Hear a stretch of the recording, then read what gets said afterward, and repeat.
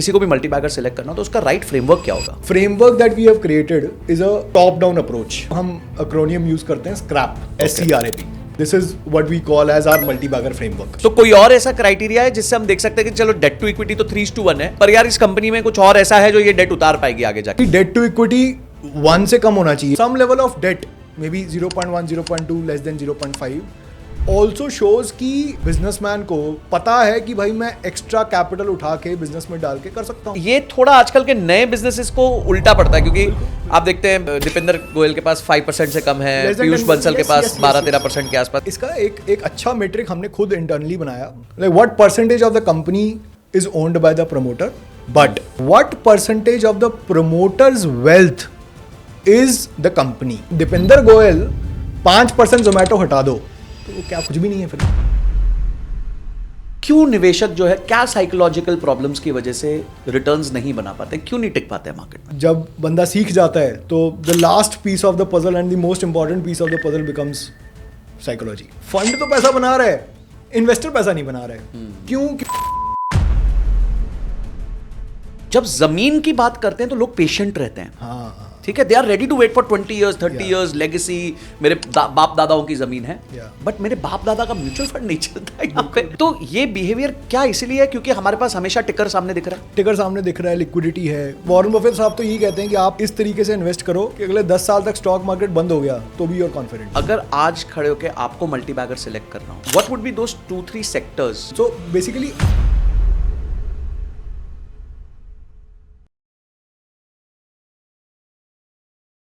Stock market investing generally लोग काफी randomly करते हैं. या तो दोस्तों से टिप्स ले लेते हैं, या न्यूज पे सुन के, यूट्यूब पे सुन के कोई पर्टिकुलर शेयर को खरीद लेते हैं.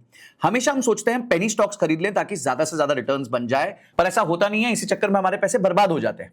बट अगर आप बड़े इन्वेस्टर्स कैसे सोचते हैं, वॉरेन बफेट कैसे सोचते हैं, पीटर लिंच कैसे सोचते हैं, राकेश झुनझुनवाला जी कैसे सोचते हैं, अगर आप भी वैसे सोच पाते तो सोचिए आप एक अच्छा पोर्टफोलियो बना पाते और लॉन्ग टर्म में अपने लिए वेल्थ भी क्रिएट कर पाते. पर आप उनके बारे में कैसे जानेंगे, उनकी सोच को अपने तक कैसे लाएंगे? उसका सबसे आसान तरीका होता है किताबें. उनकी किताबें पढ़ो. पर किताबें इतनी सारी हैं, कैसे करेंगे, कितना टाइम है, भाई इतना बहुत मुश्किल हो गया है. तो इसके लिए एक बहुत जबरदस्त टूल आया है, सुपर इन्वेस्टिंग AI, और उनके फाउंडर्स के साथ आज बैठ के मैंने एक डिस्कशन किया है कि एक्चुअली फंडामेंटल एनालिसिस कैसे किया जाता है, एक कंपनी को इवैल्यूएट करने के पैरामीटर्स क्या होते हैं. अगर सेम कंपनी वॉरेन बफेट देखते तो उसको क्या स्कोर देते, अगर राकेश झुनझुनवाला जी देखते तो क्या स्कोर देते. ये सारी चीजें आज हमने इस पॉडकास्ट में डिस्कस करी. हमने वो फ्रेमवर्क डिस्कस किया है जिससे आप मल्टी बैगर्स को सिलेक्ट कर सकते हैं. तो आज के मेरे गेस्ट हैं अक्षय गुलाटी, जो IIT गुवाहाटी से पढ़े हुए हैं और फाउंडर है फ्यूचर यूनिवर्सिटी के. ये एक एडटेक एंटरप्रेन्योर हैं जिन्होंने बहुत तेजी से अपने ऑनलाइन प्लेटफॉर्म को बिल्ड किया है और आज उस पे 50 लाख से ज्यादा लोग सीख चुके हैं. अक्षय के साथ जो डिस्कशन था बहुत डिटेल था, क्योंकि उनकी भी इन्वेस्टिंग जर्नी काफी लंबी रही है, उतार चढ़ाव बहुत देखे हैं, और राइट कंपनीज रॉन्ग कंपनीज को पिक किया है और अपने लिए पोर्टफोलियो क्रिएट किया है. और उसी पोर्टफोलियो के दम पे और बाकी सारे टॉप इन्वेस्टर्स के दम पे उन्होंने एक AI टूल क्रिएट किया है जिसका आज हम लाइव डेमो आपको देंगे. तो अगर आप लोग को इन्वेस्टिंग में इंटरेस्ट है, इन्वेस्टिंग की एजुकेशन लेना चाहते हैं और समझना चाहते हैं कि बड़े इन्वेस्टर्स कैसे सोचते हैं, मल्टी बैगर्स कैसे सिलेक्ट किए जाते हैं, तो इस एपिसोड को एंड तक जरूर देखना. और हाँ, याद रखना कि यहां कोई टिप नहीं दी जाएगी, यहां कोई ट्रिक नहीं दी जाएगी, यहां सिर्फ आपको एजुकेशन दिया जाएगा कि कैसे आप भी वैसे सोच सकते हैं जैसे बड़े इन्वेस्टर सोचते हैं. पर आगे जाने से पहले, अभी तक आप में से सिर्फ 26% लोगों ने चैनल को सब्सक्राइब किया है. तो भाई अच्छे अच्छे गेस्ट ला रहे हैं, अच्छे एपिसोड्स ला रहे हैं, तो चैनल को सब्सक्राइब कर दीजिए, घंटी दबा दीजिए. चलिए मिलते हैं हमारे गेस्ट अक्षय गुलाटी से. So Akshay, thank you so much, आप संजय कथुरिया पॉडकास्ट पे आए. Thank you so much. Okay, तो आज ना आपके साथ जो चर्चा करने वाला हूं वो ये है कि हमारे को स्टॉक इन्वेस्टिंग काफ़ी लोगों को करना पसंद है. मैं जनरली थोड़ा म्यूचुअल फंड्स में ज़्यादा इन्वेस्ट करता हूँ, राइट. बट काफ़ी लोगों को होता है कि मुझे मल्टी बैगर्स सिलेक्ट करने हैं. करेक्ट. और आपने तो इसके ऊपर पूरा बहुत डिटेल में काम किया है बहुत सालों से. तो आपको अगर मल्टी बैगर सिलेक्ट करना हो या किसी को भी मल्टी बैगर सिलेक्ट करना हो तो उसका राइट फ्रेमवर्क क्या होगा? संजय, इसको ना हमें कोई भी बिजनेस, कोई भी कंपनी को पहले तो हमें ये समझना पड़ेगा कि कंपनी रन कैसे होती है और कंपनी को एवेल्युएट कैसे करें. जी, ठीक है. और कोई भी अच्छा इन्वेस्टर जो स्टॉक पिकिंग में आ रहा है, स्टॉक पिक करके डायरेक्ट स्टॉक्स में इन्वेस्टमेंट करना चाहता है, उसको ये समझना पड़ेगा बिजनेस को एवेल्युएट कैसे करना है. बिजनेस को एवेल्युएट करने के बहुत अलग अलग मल्टी डायमेंशंस होते हैं. अगर आप एक XYZ एक्सिस पे प्लॉट करें तो प्राइमरली 3 एक्सिस में आप बिजनेस को एवेल्युएट कर सकते हैं. XY एक्सिस पे रखेंगे आप, X एक्सिस पे रखेंगे quality of the business, okay. Y axis पे रखेंगे growth of the business, Z axis पे रखेंगे वो बिजनेस आपको कितने का मिल रहा है, विच इज वैल्यूएशन. ओके, ठीक है, So, this is a quality, growth and value. हाँ ठीक है. हाँ. मतलब दुनिया का कोई भी स्टॉक इन्वेस्टर होगा वो यही तीनों एक्सिस में बिजनेस को कहीं प्लॉट करने की कोशिश करेगा. ठीक है, और उसकी ऑफकोर्स इन तीनों मैट्रिक्स की जो मात्रा है, जो परसेंटेज वेटेज होगा किसी भी इन्वेस्टमेंट गुरु के फ्रेमवर्क में, वो वेरी करेगा बस. ओके. राइट, और कुछ नहीं है. कोई क्वालिटी ज्यादा देख लेगा, हाँ, कोई क्वालिटी growth ज़्यादा पे देखेगा, focus जो करेगा. ग्रोथ ज़्यादा देखेगा, कोई वैल्यूएशन पे ज़्यादा ध्यान देगा. ठीक है. मैं आपको बहुत सिंपल एग्जांपल एक दे देता हूँ. वॉरेन बफे की बात करते हैं. He is like the most famous investor, most successful investor. वो 80% ज़्यादा ध्यान देंगे वैल्यूएशन पे. अच्छा. ठीक है, वाइल कीपिंग इक्वल और may be decent attention on quality and growth. Okay. But primary is valuation.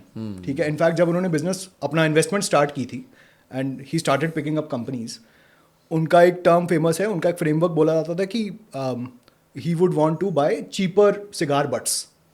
ठीक है, कि if there is one puff left I will just smoke that.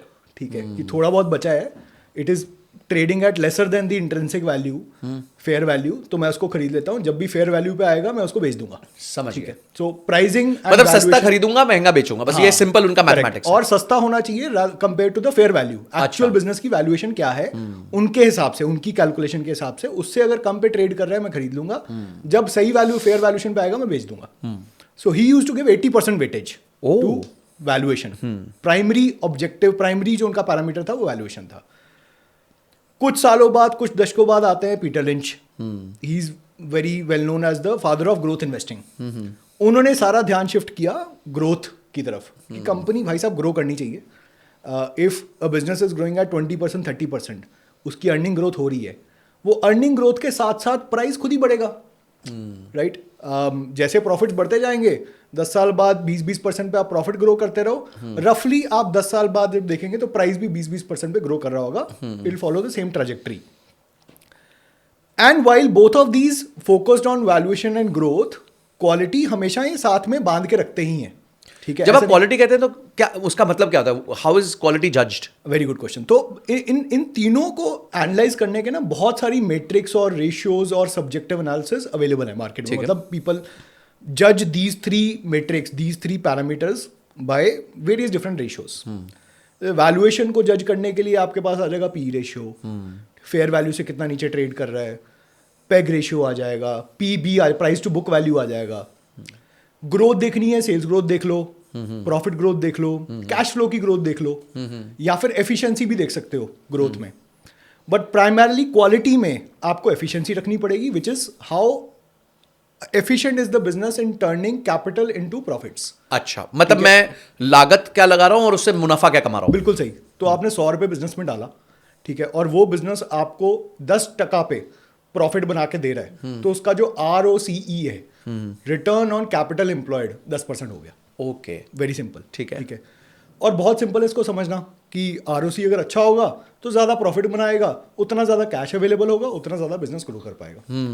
तो इसको कैपिटल एफिशिएंसी बोल सकते हैं. रिटर्न ऑन इक्विटी भी लोग मेजर करते हैं. फिर क्वालिटी में ही मैनेजमेंट क्वालिटी आ जाता है. क्वालिटी में ही आ जाता है कि भाई ज़्यादा लेवरेज तो नहीं ले रखा. ठीक है, देखो प्राइमरीली मल्टी बैगर अगर किसी को क्रैक करना है, पहली चीज तो क्वालिटी पे ही ध्यान देना पड़ेगा, जो कि वॉरेन बफे, पीटर लिंच और दुनिया को कोई भी इन्वेस्टर दे ही रहा होगा. क्योंकि क्वालिटी इंश्योर करने से ना बिजनेस में लॉन्जिविटी इंश्योर हो जाती है. देखो मल्टी बैगर बनेगा, 10 गुना देगा, 100 गुना देगा, बट देगा तो 5 साल में, 10 साल में ना. ऐसा ना हो जाए 10 साल में कंपनी मरी जाए, कंपनी खत्म हो जाए. राइट, सबसे पहले तो इंश्योर ये करो कि भाई जो फाउंडेशन है कंपनी की, जो क्वालिटी है वो अच्छी है. मतलब वो और बहुत सारी चीज़ों से कंसिडर की जा सकती है, एवेलुएट की जा सकती है, विच इज़ कौन लोग उसको रन कर रहे हैं, किस तरीके से रन कर रहे हैं, कैपिटल कैसे इन्फ्यूज़ कर रहे हैं, कैपिटल मैनेज कैसे कर रहे हैं, लेवरेज तो नहीं ले रहे, डेट तो नहीं ले रहे, अपनी जो शेयर होल्डिंग है क्या उनकी बहुत कम तो नहीं है, they don't have very less skin in the game. So all these factors are very important in judging the quality of the business. उसको एक बार पकड़ लिया आपने, फिर आप अपना जो स्केल है वो घुमाओ. क्या आपको ग्रोथ की तरफ ज़्यादा जाना है या आपको वैल्यूएशन की तरफ ज़्यादा जाना है. ठीक है, हिस्टोरिकली ऐसा देखा गया है, क्योंकि इंडियन मार्केट तो देखो 30-40 ईयर्स का ज़्यादा जो डेटा अवेलेबल है, it is not a very old market. ठीक है, US की मार्केट पे ज़्यादातर स्टडीज़ हुई हैं, ज़्यादा रिसर्च हुई है. जी. ठीक है, और आपको मार्केट में जो मल्टीबैगर की भी रिसर्च मिलेगी, ज़्यादातर यूएस मार्केट्स की मिलेगी कि कौन सी कंपनी में क्या ऐसे फॉर्मूले होते हैं, कौन सी ऐसी मेट्रिक्स होती हैं कि जिसकी वजह से 10 गुना या 100 गुना हो जाती है कंपनी या शेयर प्राइस। उन्होंने पाया कि 60s, 70s, 80s में the formula was tilted more towards valuation, कि अगर आप वैल्यू इन्वेस्टिंग कर रहे होते 60s, 70s, 80s में यूएस के अंदर, जो कि वॉरेन बफे उस टाइम पे कर रहे थे, आपको वैल्यू इन्वेस्टिंग करके बहुत ज़्यादा पैसा बनता। 80s के बाद मार्केट में प्राइस एफिशिएंसी, प्राइस डिस्कवरी ज़्यादा एफिशिएंट हो गई, ठीक है, ज़्यादा लोग पार्टिसिपेंट्स आ गए। तो अब जहां पे कंपनी ज़्यादा मल्टीबैगर बनती दिखती हैं, that is the growth investing framework Indian market में भी। 80s, 90s के बाद इंडियन मार्केट तो है ही 30-40 साल पुरानी, तो ज़्यादातर मल्टीबैगर जो बने हैं वो इसी में बने कि ग्रोथ इन्वेस्टिंग, जहां पे अर्निंग ग्रोथ हो गई, ठीक है, वहां पे शेयर प्राइस बढ़ गया। Got it. ठीक है, मैं आपको इसको समझाने का ना बहुत एक इजी तरीका बताता हूं। तो लोग ना कंफ्यूज, बहुत ज़्यादा कंफ्यूज करते हैं प्राइस और वैल्यू को, ठीक है। और लोग, प्रॉब्लम ये है कि कोई भी रिटेल इन्वेस्टर जब इन्वेस्टमेंट करना स्टार्ट करता है आज की डेट में, उसको सबसे पहले ये बताया जाता है कि पी रेशियो देख लो, 20 से कम होगी तो अच्छी है, 20 से ऊपर है तो खराब है, यही बताते हैं। बिल्कुल। और उसको ऊपर नीचे कुछ समझ नहीं होती कि पी रेशियो है क्या, इसका क्या रिलेशन है, क्या समझ नहीं आती। आपको एक इक्वेशन याद रखनी है, price is equal to EPS, earning per share, into P ratio. ठीक है। अब ये इक्वेशन सुनने में बहुत सिंपल लग रही है और स्ट्रेट फॉरवर्ड लग रही है, but price is equal to, अगर आप इसको ऐसे पढ़ें, price is equal to EPS which is the actual utility और the value of the share, उस शेयर की क्या यूटिलिटी है आपको, multiplied by P ratio which is perception of the company in the market. ठीक है। ठीक है, और ये जो इक्वेशन है वो किसी भी प्रोडक्ट के लिए वैलिड होती है। एक एग्जाम्पल के तौर पे ले लेते हैं, मान लो एक साइड पे मैंने गूगल पिक्सल फ़ोन पकड़ लिया, दूसरी साइड मैंने पकड़ लिया ओप्पो का फ़ोन, और चलो ठीक है, किसी कंपनी का नाम नहीं लेना चाहिए, बट एक आपने चाइनीज़ कंपनी पकड़ ली और एक आपने यूएस कंपनी पकड़ ली, और दोनों में same features, same everything, right, camera same, memory same, सब कुछ सेम। इसका मतलब क्या है, यूटिलिटी दोनों की सेम है, दोनों की सेम है, ठीक है, प्राइस अलग है। क्यों अलग है? क्योंकि परसेप्शन अलग है, मार्केट परसेप्शन अलग है, मार्केट परसेप्शन अलग है, ब्रांड अलग है। अब ज्यादातर प्रोडक्ट्स के केसेस में, जितने भी प्रोडक्ट्स होते हैं, सर्विसेज होती है मार्केट में, उनकी जो यूटिलिटी है ना, जैसे ही वो बनते हैं वो फिक्स हो जाती है। But when you are buying a company, when you are buying a share, the most interesting thing about a business is the utility of a business does not remain constant. It is a ever changing prospect, कि आज business की actual utility है क्या, business exist to create profits, बस, और कुछ नहीं है। कोई भी धंधा एग्जिस्ट करता है कि भाई वो प्रॉफिट बना पाए, ठीक है, तो वो होती है अर्निंग पर शेयर। मतलब द कंपनी लेवल पे उसको देखेंगे तो प्रॉफिट है, टोटल प्रॉफिट है, शेयर लेवल पे देखेंगे एक कंपनी का तो अर्निंग पर शेयर है, वो यूटिलिटी है, राइट। अब वो चेंज हो सकती है। आज की डेट में 100 करोड़ कमा रही है कंपनी, 10 साल बाद अगर 1000 करोड़ कमा रही है तो उसकी कंपनी की यूटिलिटी 10 गुना हो गई, ठीक है। अब बहुत सिंपल है, price is equal to utility into perception. 30-40 साल में देखा गया है, ये देखा गया है, अगर आपको मल्टीबैगर कंपनी के पीछे भागना है, पकड़नी है, तो आप बताइए इन दोनों फैक्टर में से कौन सा ऐसा फैक्टर है जो 100 गुना होगा, जिसकी वजह से प्राइस 100 गुना हो जाएगा? क्या पी रेशियो 100 गुना हो जाएगा, EPS 100 गुना? EPS, अर्निंग्स के पॉसिबिलिटी ज्यादा है, करेक्ट। परसेप्शन ऊपर नीचे हो सकता है, ऊपर नीचे हो सकता है, और भी इंपॉर्टेंट चीज, परसेप्शन किसी के कंट्रोल में नहीं है, किसी के कंट्रोल में नहीं है। बिजनेस ओनर उसको कंट्रोल नहीं कर सकता, आप कैसे करोगे? ठीक है, it is not a controllable metric, right? सही है। So the only thing under the control of a business which is somehow predictable, कि आप प्रिडिक्ट कर सकते हैं 5 साल बाद यहां पे खड़ा होगा, इज EPS। अगर EPS 10 गुना बनेगा, 50 गुना बनेगा, 100 गुना बनेगा, कहने का भाव है अर्निंग 100 गुना बनेगी, मोटा मोटा प्राइस 100 गुना बन जाएगा। अब वो देर सवेर बनेगा, देर सवेर बन जाएगा, मतलब परसेप्शन अच्छी होगी तो जल्दी बन जाएगा, परसेप्शन बाद खराब होगी तो बाद में बनेगा और बन जाएगा। बिल्कुल बिल्कुल बिल्कुल।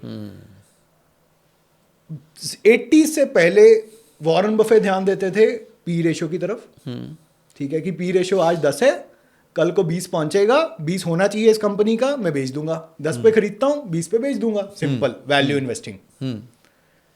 और 80s के बाद वो इनएफिशिएंसीज खत्म हो गई। अब तो आप देखो कंपनीज का पी रेशियो 80, 100, 100, कुछ भी चलता है, राइट, कुछ भी चलता है, और किसी के कंट्रोल में नहीं है, ठीक है। दुनिया में कोई कंट्रोल नहीं कर सकता परसेप्शन क्या है, ठीक है। इररैशनल है, रैशनल है, we can argue about that, कि इरेशनल है, रैशनल है, फेयर वैल्यू से ऊपर है। बट कुछ कुछ ऐसी कंपनीज हैं सर जिनका 10-10 साल का अगर आप मीडियन एवरेज पी निकाल के देखोगे 80-100 ही आता है। क्यों? क्योंकि वो कंपनी की ग्रोथ आ रही है, उसकी उसकी परसेप्शन बनी हुई है, वो परसेप्शन कभी गिरती नहीं है। Classic example is Titan. Titan का पिछले 10 साल का एवरेज पी इज 80। ठीक है, किसी भी एक साल में 80 से नीचे नहीं आया है। अब लोग देखेंगे उसको पी रेशियो को कि यार ये तो 80 पे है। मान लो 2017 में बैठे हो आप, अब देखो टाइटन 80 पे है, भाई ये तो बहुत ओवर प्राइस है, मैं नहीं घुसूंगा। क्योंकि आप गलत जगह देख रहे हो। आप देखो दूसरा फैक्टर, अर्निंग पोटेंशियल। करेक्ट। वो कंपनी पिछले 20 सालों से CAGR प्रॉफिट में दे रही है 30% का, 30% CAGR profit in earnings. Amazing amazing company. ठीक है, लोग हमेशा यही सोच के उसको छोड़ देते हैं कि भाई ये तो बहुत भाग गई, अब तो क्या ही बनेगा इसमें। ठीक है, टाइटन हो गया, बजाज फाइनेंस हो गया, बहुत सारी ऐसी कंपनीज हैं। तो इंडिया के अंदर जितनी हमने रिसर्च की, जितना पाया, यही पाया कि जो मल्टी बैगर का फॉर्मूला है that is not basically PE driven, it is EPS growth driven, earning growth driven. ठीक है, तो मैंने आपको पूरा ही एक स्ट्रक्चर समझाया कि दुनिया में मल्टी बैगर कैसे ढूंढने की कोशिश की, क्या क्या फ्रेमवर्क्स हैं, और मल्टी डायमेंशनल अप्रोच भी। तो आई थिंक इससे काफ़ी क्लैरिटी आप बना सकते हैं एज अ रिटेल इन्वेस्टर की। तो अक्षय, ये आपने बता दिया कि वॉरेन बफेट क्या देखते हैं, झुनझुनवाला जी क्या देखते हैं, पीटर लिंच ने क्या देखा, कैसे इवॉल्व हुआ। पर मैं तो इनके मेंटल मॉडल समझता नहीं हूँ, मुझे पता नहीं है कैसे करना है। कोई इजी तरीका है जिससे मैं इनको समझ सकता हूँ, इनकी बातों को इम्प्लीमेंट कर सकता हूँ अपनी क्या कहते हैं स्टॉक आइडेंटिफिकेशन की जर्नी में? ठीक है, तो मैं आपको सिंपल इलस्ट्रेशन एक दोबारा रीट्रेड भी कर देता हूँ। हमने अभी XYZ एक्सेस की बात की थी, Z एक्सेस को फिक्स कर देते हैं क्वालिटी। ठीक है, और हमें सिर्फ अभी 2 एक्सेस में रहना है, विच इज़ वैल्यूएशन और ग्रोथ। ठीक है, आप सबसे पहले पकड़ लीजिए वॉरेन बफे को। ठीक है, more focused on valuation, less focused on growth. ठीक है। कौन सी मेट्रिक्स इंपॉर्टेंट है?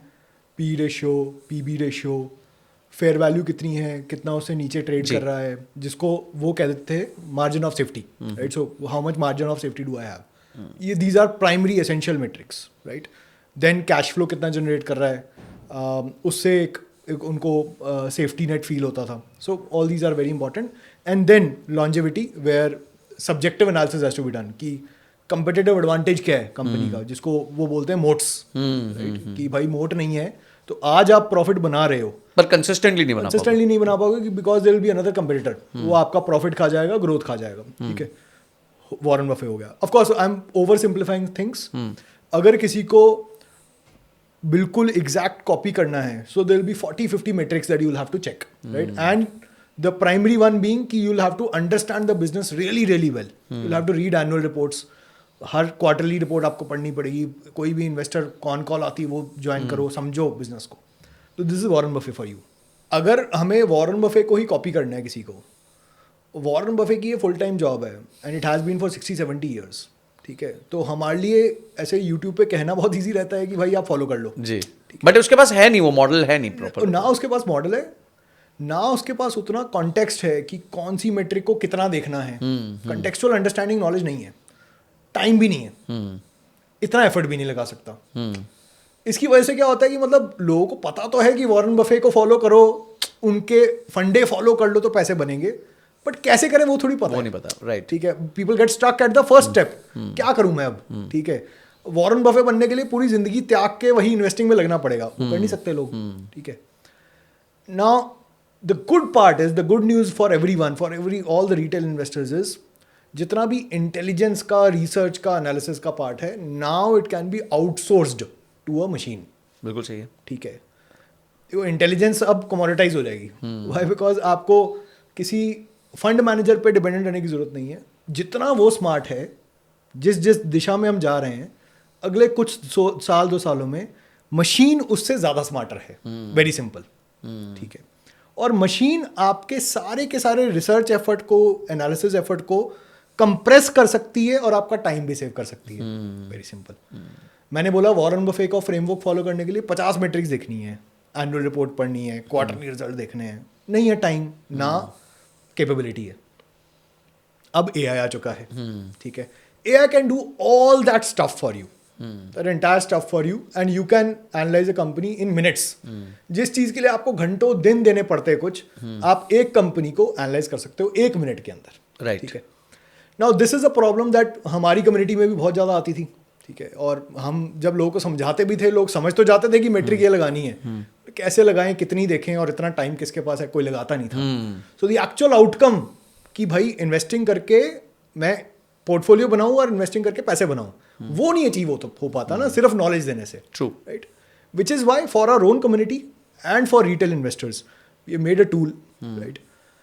अब AI से सॉल्व तो हो सकता है, बट जो एग्जिस्टिंग AI टूल्स हैं, there are a lot of AI tools, ChatGPT, Perplexity, a lot of Gemini tools are there. These are general purpose AI tools. Right? इसमें प्रॉब्लम क्या आती है कि लोगों को पूछना ही नहीं क्या पूछें, पता ही नहीं क्या पूछें। ठीक है, पूछ लिया, फिर उस टूल के पास रेलेवेंट डेटा नहीं है, क्या फेच करके लाए। ठीक है। और आपको करंट डेटा भी नहीं मिल रहा है। ठीक है। और बहुत जेनरिक आंसर्स मिल रहे हैं, बहुत लंबे लंबे आंसर्स मिल रहे हैं, टू द पॉइंट क्लैरिफिकेशन नहीं मिल रही है, कॉन्फिडेंस नहीं मिल रहा है। आप अभी जाके पूछो ChatGPT से कि बताओ भाई 2026 में 27 में कौन से स्टॉक्स बढ़ेंगे, बहुत आपको जेनरिक आंसर देगा कि मुझे नहीं पता भाई, न्यूज़ के हिसाब से ये कह रहे हैं, आप देख लो अब ये बताएगा आपको। ठीक है। So very generic answers you will get. What we have tried to do in this AI tool is condense all the framework of Warren Buffett, 50-60 metrics और जो भी वो सब्जेक्टिव चीजें बोलते हैं, विच इज मोट स्टडी करो, management quality study करो, तो उनकी सारी चीजों को आपने कंडेंस कर दिया। चलो। और किस पे ले आए? 1 नंबर पे। ठीक है। Right, एक स्कोर दे दिया। Correct. So you can call it a Warren Buffett score for a stock. मतलब अगर मैं वॉरेन बफेट के पास जाऊं और बोलूं सर ये स्टॉक मेरे को इंटरेस्ट कर रहा है, तो वो उसको स्कोरिंग दे देंगे एज एन एग्जामिनर। करेक्ट। चलो, तो इसको देखे 80 आउट ऑफ 100। अरे वाह। राइट। तो आपको क्या मिल गया? पूरी क्लैरिटी मिल गई भाई क्या चल रहा है मार्केट, मतलब इस स्टॉक का क्या होगा। Right. As per Warren Buffett framework. Right. Done. So आइए इसको चेक करते हैं। So you can see on the screen that you have different functionalities to even chat with Warren Buffett also. तो यहाँ पे आपने झुनझुन वाला, पीटर लिंच, वॉरेन बफेट और There's a model that we have created for 100 baggers. अच्छा, मतलब multi bagger का भी मल्टी बैगर हो गया, हाँ, 100 तो बैगर ये हो गया, 100 गुना होने के चांस है। Sir this is based on a book by very famous book, उसका टाइटल भी 100 बैगर्स है। अच्छा। जिसके ऑथर है क्रिस्टोफर मेयर्स। ओके। तो उन्होंने यूएस में स्टडी की थी, वही स्टडी हमने इंडियन मार्केट में लगाई। तो एक काम करते हैं, वॉरेन बफेट के लिए कोई भी एक इंडियन कंपनी हमें लगता है हम एक बार करके देखते हैं आपकी choice. Correct. So you can see there are so many baskets also, pre-made baskets also that are created. अच्छा। जिसको पता है कि भाई मेरे को स्मॉल कैप की तरफ जाना है। हाँ। तो वॉरेन बफे के हिसाब से आज की डेट में स्मॉल कैप में कौन सी अच्छी कंपनी चल रही है as per this framework, you will directly get. So अच्छा, these companies with this score. Yes. अच्छा। And this is out of 100. Okay. Right? And as per whatever we have studied in the scoring, 75 से ऊपर is considered a very good score. ठीक है। 70-75 से ऊपर। और Warren Buffett, मैं आपको ये बताता हूँ, वॉरेन बफे स्कोरिंग देने के मामले में बहुत स्ट्रिक्ट प्रोफेसर है। वो इतने अच्छे से देते नहीं है। जी। तो अच्छा, अब let's just check few companies जो जिनका नाम सबने सुना हुआ है। करेक्ट। फॉर एग्जांपल हम एज सिंपल एज TCS देखते हैं। तो अगर वॉरेन बफेट को आज TCS करना हो, लेट्स सी तो क्या वो TCS में इन्वेस्ट करेंगे कि नहीं? Let's see so you can see, हमने TCS का पेज खोल लिया है यहाँ पे। Okay. So you can see TCS को आपने एक पैनल बिठाया है, उस पैनल में 4 बड़े इन्वेस्टर्स बैठे हैं। हाँ। और उन सब इन्वेस्टर्स ने बैठ के आपने एक स्कोरिंग की है। तो वॉरेन बफेट अभी भी उसको 78 आउट ऑफ 100 दे रहे हैं। 78 आउट ऑफ 100 दे रहे हैं। क्यों? क्योंकि वो वैल्यूएशन ज्यादा कंसिडर करते हैं। हाँ, और इस टाइम उनको सस्ता मिल रहा है क्योंकि ये क्रैश हो गया है। करेक्ट। कंपनी अच्छी है। करेक्ट। कंपनी अच्छी है। और 100 बैगर्स वाला इसको 50 आउट ऑफ 100 दे रहा है। क्यों? क्योंकि चांस बहुत मुश्किल है इसका 100 बैगर बनने का। बहुत बड़ी कंपनी हो गई है। ठीक है ही नहीं चांस। बहुत छोटी कंपनी, छोटी कंपनीज को मिलता है। कोई एग्जांपल लेते हैं हम ऐसी कंपनी का जो आज 1000-2000 करोड़ के मार्केट कैप पे है। ठीक है, अभी लेते हैं। आपको मैं TCS का एनालिसिस बताऊं, I think there is a lot of magic in there also. Okay. TCS को एनालाइज किया वॉरेन बफे के AI मॉडल ने, सारा का सारा डेटा एनालाइज किया, सारी न्यूज एनालाइज की, और आपके सामने 2 पैराग्राफ का एक आंसर बना के ले आया कि आपको और कुछ देखने की जरूरत नहीं है। This is a summary as per Warren Buffett. Okay. And you can also see even the language used is as per Warren Buffett. Omaha. Correct. वो अपने घर में बैठे हैं। हाँ जी। तो वो कह रहे हैं Tata consultancy fits that bill pretty well. It's the king of IT services in India. Weaving tech like cloud and AI into daily operations. Right. So amazing stuff summarized into 2 paragraphs. Market cap लिख दिया है। ये देखिए, lately the stock has dipped 25% amid some office tweaks and sector jitters, right? But that's Mr. Market's mood swings. Warren Buffett बहुत ज्यादा बात the करते हैं. Underlying engine still Correct. हाँ, बहुत beautiful, very beautiful. Correct. So very simple language. Within 1 minute, you get to know if you are wearing the lens of Warren Buffett. Warren Buffett के lens से देखेंगे ये company क्या है. ठीक है, आपको समझ आ जाएगा. Perfect. ठीक है. Let us pick up. एक बार इटर्नल एक बार देख लेते हैं. ओके, तो इटर्नल, ओहो ना वो झुंझुन वाला साहब ले रहे, ना पीटर लिंच साहब ले रहे, वॉरेन Warren बफेट Buffett ने 30 दे बिल्कुल- दिया. फेल कर दिया सर. तो इस टाइम पे this is not a recommendation, Not a we just looking at the tool and engine Correct, and saying कि these giants would not bet on eternal, yes. and because all of them are majorly value Majorly investors. value. They would also look at value. They would look at growth also. Okay. Right? देखिए, मैंने बोला access है. Peter lynch जब growth देखते हैं, ऐसा नहीं कि वैल्यू को भूल ही जाते हैं. 60% ग्रोथ देखते हैं, 40% वैल्यू भी देखते हैं. इनफैक्ट उनकी सबसे इंपॉर्टेंट रेशियो पेग रेशियो है. P by growth. By growth. P is also there. पर growth is also Growth is also अच्छा, ऐसी कोई कंपनी जिसको अच्छा स्कोर सबसे मिला हो, बिल्कुल सर. ऐसी कोई कंपनी हो भाई, पता चले, हमारे को भी पता चल जाए. So again, this is not a recommendation. Not at all, huh? There is no recommendation. We are just looking at. This we have done so that आपके लिए एनालिसिस करनी इजी हो जाए. There is a company. अच्छा, मजेदार बात यह है कि आप अपना पर्सनल स्क्रीनर लगा के आपकी जो 20-30 कंपनियां निकल रही हैं, उनको आप वेट करा सकते हो. वेट करवा सकते That is very हो. interesting. वेट करवा सकते हो. Right. Okay. Look at this is basically an auto ancillary company has been rated very high. Oh wow. 14-15 हजार करोड़ की कंपनी है सर. ठीक है, आज की डेट में और एक साल में 50% भागी भी है. अमेजिंग ट्रेंड भी चल रहा है इसका. अच्छा स्कोर मिला है across the board. Across the board, specially Jhunjhunwala and Peter lynch have given above 80, right. और आप मतलब good chance that this would feature in their portfolio. Correct. So it has shown consistent performance also. Efficiency अच्छी है. जो आप 50-60 matrix associate करोगे इन सब legendary investors के साथ, वहां पे आपको सब जगह टिक टिक टिक टिक टिक मिलेगा. तो इसलिए अच्छा स्कोर मिल रहा है. ब्यूटीफुल. राइट. तो अक्षय, ये टूल कैसे अवेलेबल है? It's available on Android Play Store. And It's available on App is it Store. with a premium or? It has a premium subscription, yes. So Akshay, can we have like a trial for our audience where they can have it free for, let's say, 2 weeks or something like that? Yes, maybe we can enable free या फिर बहुत nominal 1 rupees 10 rupees के payment पे ठीक we है. can enable that. तो we will give you a link in the description. आप जाके जरूर चेक करिए. मेरे को बड़ा इंटरेस्टिंग लग रहा है. मैं खुद भी बैठ के इसमें खेलूंगा. मेरे को जो कुछ स्टॉक्स ऐसे ही सुनता रहता हूं मैं, या जिनके बारे में पढ़ता रहता हूं, उनको मैं चेक जरूर करूंगा इसमें. And this is very interesting because you get the perspective of that person in description. हाँ सर. ऐसा नहीं है कि सिर्फ मनगढ़ंत तरीके से आपके पास एक नंबर आ आपको गया. कॉन्फिडेंस मिलता है ना. देखिए, एक आम इंसान के लिए आप उसके पास जाएंगे, उसको बोलेंगे पी रेशियो देख ले, आरओसी देख ले, वो आपको बात करना बंद कर देगा, घर चला जाएगा और कुछ एक्शन नहीं लेगा. उससे ज्यादा अच्छा क्या है, उसने वॉरेन बफेट का नाम सुना है, पीटर लिंच का नाम सुना है, उसको पता है इन लोगों ने पैसा बनाया है. ठीक है, उसको बताना है कि भाई ये एक प्रोफेसर है, वॉरेन बफेट प्रोफेसर. आपका एग्जाम पेपर चेक करेगा ये. हाँ, आप कंपनी लेके आओ. हाँ. इनफैक्ट कंपनी ढूंढने में भी तो हेल्प करता है आपको. बिल्कुल. It does screening also. Screener कोई भी टूल हो, वहां पे सर आपको कॉम्प्लेक्स रेशियोज डालनी पड़ती हैं. यहाँ पे आप इंग्लिश में बात कीजिए, it is AI, it will so understand. Obviously if I am not an investor, तो ना मुझे ROCE पता है, ना मुझे ये सब पता है, तो मेरे लिए इट्स बेटर कि मैं यहाँ सीधा कर लूँ, ये बता ही देंगे उस हिसाब से. परफेक्ट. तो हम लिंक दे रहे हैं डिस्क्रिप्शन में. ये आपके लिए ऐप फ्री है फॉर 2 वीक्स. आप इसको यूज कीजिए और जो भी आपका पोर्टफोलियो, एग्जिस्टिंग पोर्टफोलियो को भी चेक कर लीजिए. 2 हफ्ते में जो मस्ती कर सकते हैं इसके साथ करिए. मैं तो बहुत मस्ती करने वाला हूँ, ये तो डेफिनेटली फॉर श्योर है. तो आपने एक फ्रेमवर्क दे दिया अर्निंग्स के ऊपर. करेक्ट. पर बहुत सारे मल्टी बैगर्स आते हैं अपॉर्चुनिटी के ऊपर. हाँ, बिल्कुल. तो अपॉर्चुनिटी ये हो सकती है which will obviously translate into earnings, Earning growth, कि yes. किसी कंपनी का टर्न अराउंड हो रहा है, या कोई कंपनी एक पर्टिकुलर सेक्टर में मोनोपोली प्ले कर रही है.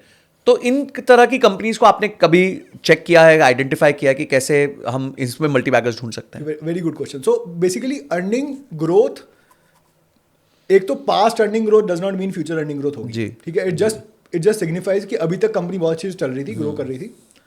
फ्यूचर अर्निंग ग्रोथ को और अपने लिए डिटर्मिनिस्टिक बनाने के लिए हमें बहुत सारी चीजें देखनी पड़ेंगी. ठीक है, जैसे आपने बोला सेक्टर के बारे में, टर्न अराउंड के बारे में, तो मैं आपको 2-3 क्वेश्चन पूछूंगा, उसी से रिटेल इन्वेस्टर क्लियर हो जाएगा कि क्या कैसे देखना है इसको, कि फ्यूचर में अर्निंग आएगी नहीं आएगी. अब मान लो एक कंपनी थी जिसके ओवरऑल सेक्टर, जिस भी सेक्टर में थी वो, उस सेक्टर की ग्रोथ हो रही थी 10% ईयर ऑन ईयर. पूरा सेक्टर 10% पे ग्रो कर रहा था.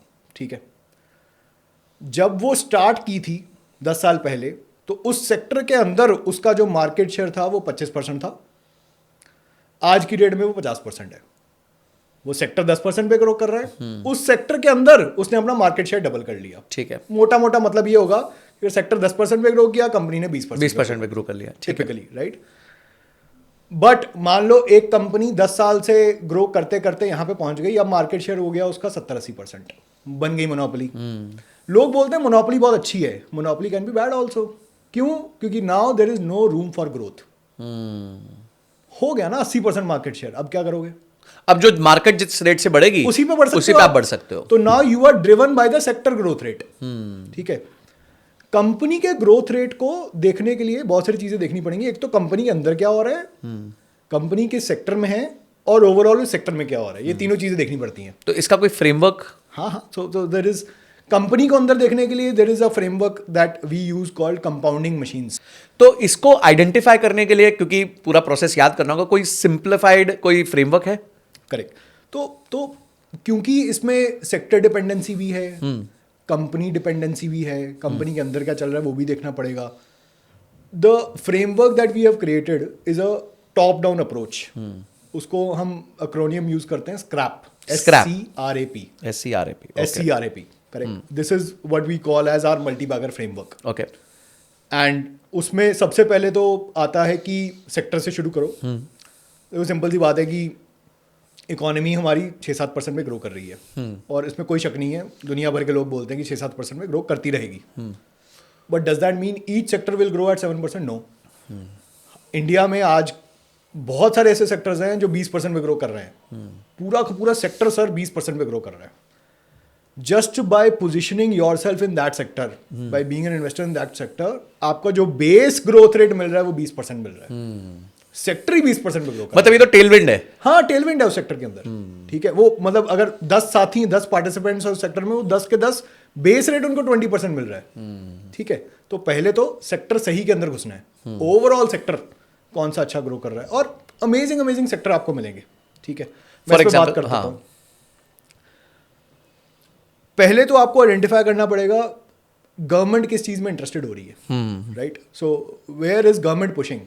क्योंकि गवर्नमेंट जिस चीज को रेगुलेट कर रही है या कम कर रही है, चाहे उसमें ग्रोथ आ भी रही है, बट वो कभी भी अब्रप्टली स्टॉप हो सकती है। ठीक है, you would want the sector growth also to remain consistent 10 साल के लिए, 15 साल के लिए, 20 साल के लिए। ठीक है, और उसमें आपको सिंपल देखना है कि ओवरऑल दुनिया भी कहाँ जा रही है, दुनिया भी कौन से सेक्टर में जा रही है। तो एक तो मैक्रो इकोनॉमिक व्यू और फिर माइक्रो मतलब नेशन व्यू बना लेंगे। एक बहुत अच्छा एग्जांपल आपको मिलता है, आज की डेट में बहुत रेलेवेंट है, which is the renewable energy sector. बहुत अमेजिंग सेक्टर है। मैं आपको कुछ फैक्ट बताता हूँ इसके बारे में। आज से 10 साल पहले यूएस की और चाइना की, ये जेन्युइन डेटा है, आप वेरीफाई करवाइए, solar capacity was 200 gigawatt, 200 gigawatt annually. वाह। India was at 50 gigawatt. ठीक है, 2015 आई एम टॉकिंग।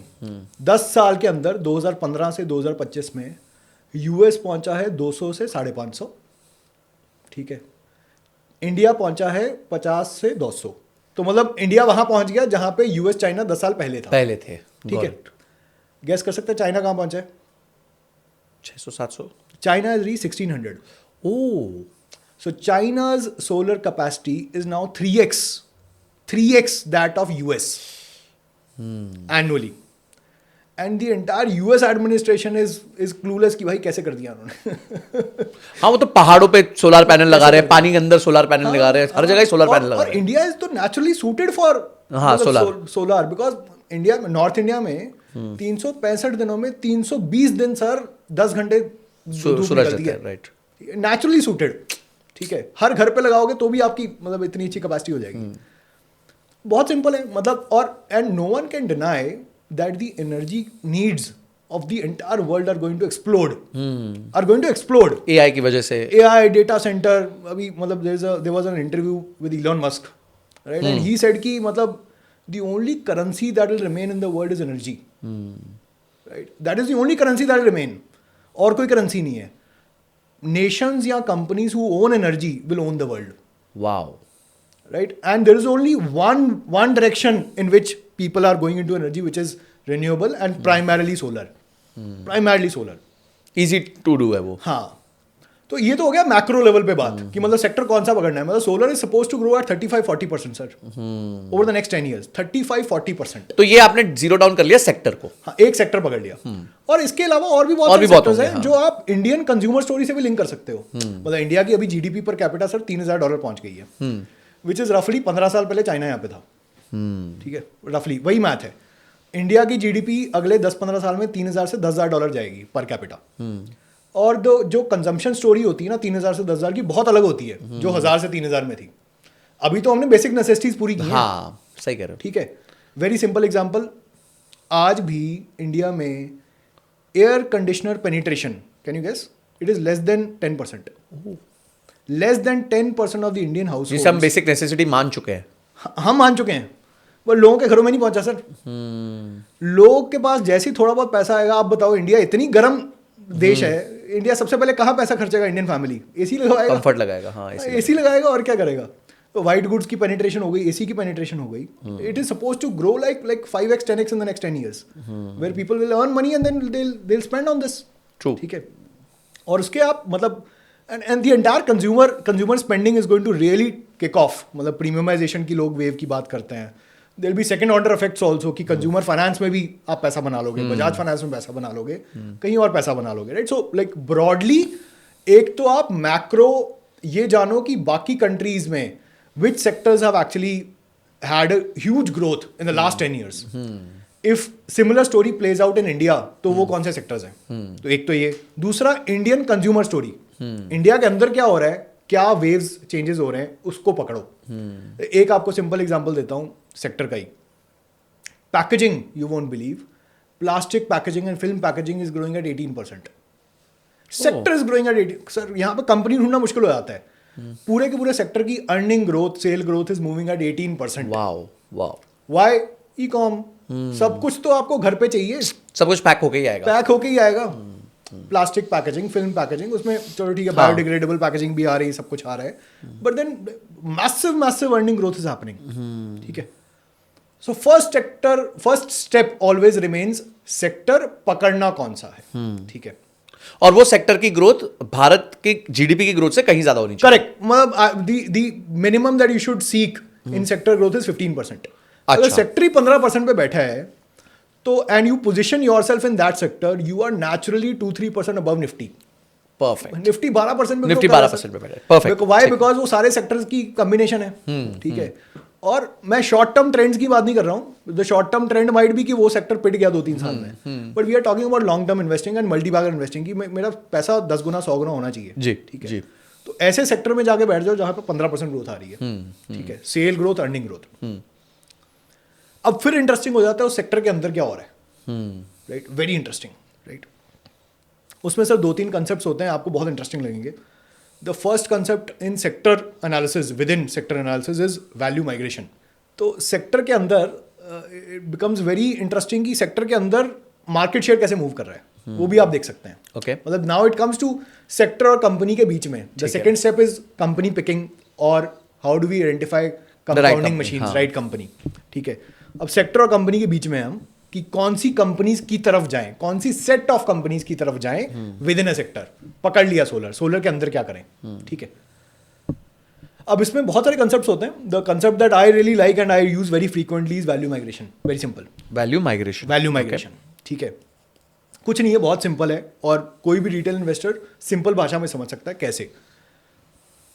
अगर आपको दिखता है कि मार्केट शेयर या फिर कंज्यूमर या फिर डिमांड शिफ्ट हो रही है एक सेट ऑफ कंपनीज से दूसरी सेट ऑफ कंपनीज में, उसको टेक्निकल टर्म में बोल देते हैं वैल्यू माइग्रेशन. ओके, ठीक है, इसके एग्जांपल दे देता हूं. कोई भी सेक्टर में विद टाइम अनऑर्गेनाइज से ऑर्गेनाइज में जाते हैं लोग, ये होता है. तो आप पकड़ लो 10 साल पहले, अभी हमने टाइटन की बात की थी, 10 साल पहले sir organised jewellery sector out of the overall jewellery sector, organise was just 10%. ठीक है, क्यों? क्योंकि ज्यादातर लोग जो ज्वेलरी खरीदते थे कहाँ जाके खरीदते थे? लोकल ज्वेलर, छोटी दुकान से. मेरा जान पहचान का बंदा है. अब fast forward to 2025, that market share of organized jewelry is 35%. That market share has become 3x sir. ठीक है, ज्वेलरी सेक्टर ग्रो कर रहा होगा 10% 12% पे, बट क्योंकि organised jewellery sector is growing at 3x compare to the overall jewellery sector, market share gain कर रहा है. क्यों? क्योंकि हमारे जैसा बंदा अब अगर आज मेरे को ज्वेलरी खरीदनी है, मैं किसी को जानता ही नहीं हूँ सर, लोकल ज्वेलर को किसके पास जाऊंगा? मैं तनिष्क जाऊंगा, कल्याण जाऊंगा. पहले फैमिली ज्वेलर्स होते थे. हाँ, फैमिली ज्वेलर्स होते थे ना, नोन थे. वहां पे द क्वालिटी और रिलायंस थी, एक ट्रस्ट था कि चलो वहां से खरीदेंगे, धोखा नहीं होगा. अब तो सर ब्रांड्स हैं, ब्रांड्स पे लोग rely. So movement from unorganised to organised या फिर unbranded to branded simply in any sector. Then movement from public sector to private sector, very simple. 40-30 years journey of public sector banks losing market share to private sector banks, very simple. अगर 1990s में, early 2000s में आप finance का ABC कुछ नहीं जानते और सिर्फ एक ही चीज देखते कि मार्केट शेयर शिफ्ट हो रहा है SBI से HDFC ICICI कोटक, और जाके वहां पे चौकड़ी मार के बैठ जाते, तो आपका बहुत पैसा बनता था. बहुत पैसा बनता, आराम से 25-30% CAGR बन जाता. क्यों? क्योंकि टेलविंड्स, सारी जनता ही वहां जा रही है सर. ठीक है, और ऐसे बहुत सारे होते हैं. टेक्नोलॉजी शिफ्ट्स भी आते हैं बहुत सारे सेक्टर्स में. ठीक है, वैल्यू माइग्रेशन कॉस्ट की वजह से भी हो जाती है, कभी कभी फोर्स्ड भी होती है. फोर्स्ड कैसे? जियो आया, जियो ने बोला भाई मैं I am dropping the price, the entire market shifted from all the other players to Jio. होता है, खा गया, right. So whenever you see market share shifting, पहले 5% था, फिर 10% पे पहुंच गया, कुछ तो इंटरेस्टिंग हो रहा है ना वहां पे. वो 10% 50 भी जाएगा. इसका सिंपल मतलब है that set of companies is moving eight 5x the speed of the overall sector. बहुत अमेजिंग चीज हो रही है वहां पे, राइट. तो एक तो ये हम पकड़ लेंगे.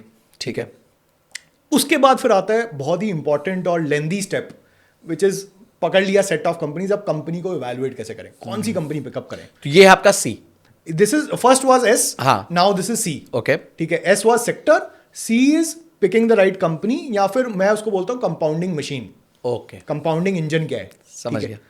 अब इसको समझने के लिए ना मैं इसको ब्रेक डाउन किया है सिर्फ 2 फैक्टर्स में, और मैं सिर्फ और सिर्फ ये आइडेंटिफाई करना चाहता हूँ which company has the ingredients. Basic ingredients ये हैं कि वो अगले 10 साल तक ग्रो करती रहे. ठीक है. अब लोग इसको बहुत कॉम्प्लिकेट कर देते हैं, बट जो एसेंशियल जो आपको इंग्रेडिएंट्स चाहिए वो 2 चाहिए. एक तो आपको चाहिए एफिशिएंसी. ठीक है, राइट एफिशिएंसी. मैं पैसा 100 रुपये लगाऊं, निकले 20 रुपये. ठीक है, जिसको आप टेक्निकल मेट्रिक्स में पकड़ लोगे कि ROCE हो गया, ROE हो गया. And the second will be which no one talks about ever is reinvestment ratio. अच्छा, no one talks about this. हाँ, ये कोई बात नहीं करता. कोई नहीं बात करता. हमें CFA में सिखाया जाता था, बट हाँ, इसकी चर्चा कभी नहीं हुई. Important sir, very very important. मैं आपसे ना एक सिंपल एग्जांपल लेके देखता हूँ. मान लीजिए हम दोनों ने एक बिजनेस स्टार्ट किया, और छोटा सा बिजनेस स्टार्ट करते हैं, पानी पूरी का ठेला लगा लेते हैं दिल्ली में. ठीक है सर.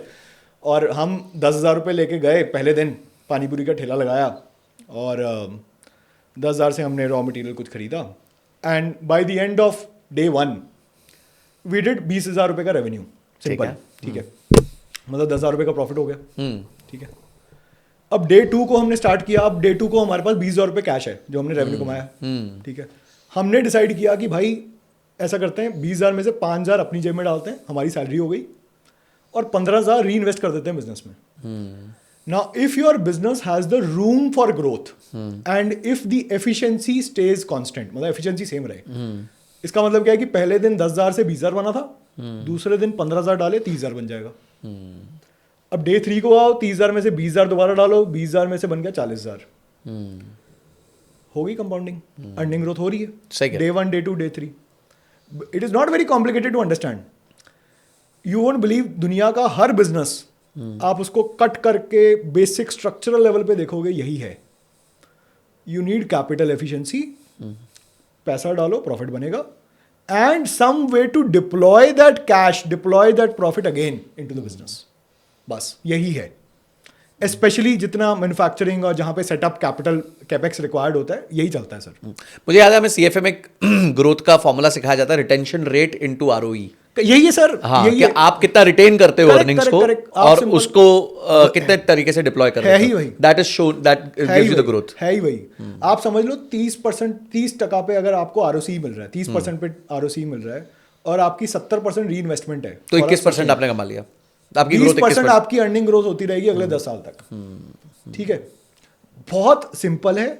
और अर्ली मल्टीबैगर पकड़ना, मतलब मार्केट ने जब आइडेंटिफाई किया उससे पहले आप आइडेंटिफाई कर लो, उसका एक बहुत अच्छा तरीका होता है री इन्वेस्टमेंट रेट को देखना। और ये पता कैसे चलेगा अगर मैं एक आम निवेशक हूं तो? मैं आपको सिंपल चीज़ बताता हूँ। आप तो पहले तो पूरे सेक्टर्स का देखिए।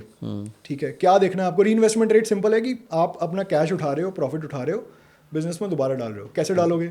फैक्ट्री नहीं लगा दोगे, ठीक है, रॉ मटेरियल ज़्यादा खरीद लोगे, ये करोगे जिससे आपकी प्रॉफिट्स और ज़्यादा बढ़ जाएंगे। मतलब कैपिटल डिप्लॉय तो ऐसे ही करोगे ना। अब समझ लो सीमेंट की फैक्ट्री है, मान लो सीमेंट की फैक्ट्री है, उसका जो प्रीवियस जो हमने ट्रेजेक्ट्री देखी पिछले 15 साल की, हमने देखा कि भाई वो हर 3 साल बाद एक नई फैक्ट्री लगाता था। ठीक है, 2005 से हमने 2019 तक उसको ट्रैक किया। ठीक है, 19 में हमने एक बहुत इंटरेस्टिंग चीज़ देखी कि 2017, 2018, 2019 में लास्ट 3 साल में उसने हर साल 10-10 फैक्ट्रियाँ लगा दी हैं। अब आप मुझे सिंपल बात बताओ, जो बंदा इतना लेवल पे स्केल पे सीमेंट का धंधा कर रहा है, क्या वो सिर्फ अपनी विशफुल थिंकिंग से फैक्ट्री लगा देगा? उसको कुछ तो इंडिकेटर मिला होगा ना यार, डिमांड है मार्केट में, और वो सर्विस नहीं कर पा रहा है। और वो सर्विस नहीं कर पा रहा है। जिस सीमेंट कंपनी की 10 साल तक सिर्फ 2 फैक्ट्रीज थी, वो पिछले 2 साल में 20 और लगा के बैठा है, तो क्या होगा अगले 10 सालों में? अर्निंग ग्रोथ आएगी, अर्निंग ग्रोथ आनी है। आनी है। ठीक है, और बहुत सिंपल इंडिकेटर, लीडिंग इंडिकेटर मिल जाता है ये हमें। ठीक है, इसके कुछ एग्जांपल्स भी हैं, रियल एग्जांपल्स। 2019 में 20 के बाद वैसे सेक्टर ज़्यादा फटा, बट 20-21 में after Covid chemical sector was the hot favourite of everyone was making loads and loads of money. आप 2019 में कैसे पकड़ लेते? सिंपल री इन्वेस्टमेंट देखते। आपको पता चल जाता 2019 में ही द चाइना +1 पॉलिसी, जो लोगों ने बाद में बात करनी शुरू की कोविड के बाद, that was already in impact. Companies like Deepak nitrite, alkyl amines, आप जाके इनकी एसेट बिल्डिंग देखो, जो कैपेसिटी इनके 1000 करोड़ की थी, वो 2 साल के अंदर 10,000 करोड़ पहुंची हुई है। कैसे पहुंच रही है? अगला बिजनेस लोन ले के फैक्ट्रियां लगा रहे हैं, क्योंकि उसको पता है कि माल बिकेगा ही माल बिकेगा। ही बिकेगा। सिंपल है, तो अर्निंग आनी है। आप सिंपल री इन्वेस्टमेंट रेट पकड़ लो, एकदम से अगर स्पाइक किया है, that is a good sign, earnings growth has to happen.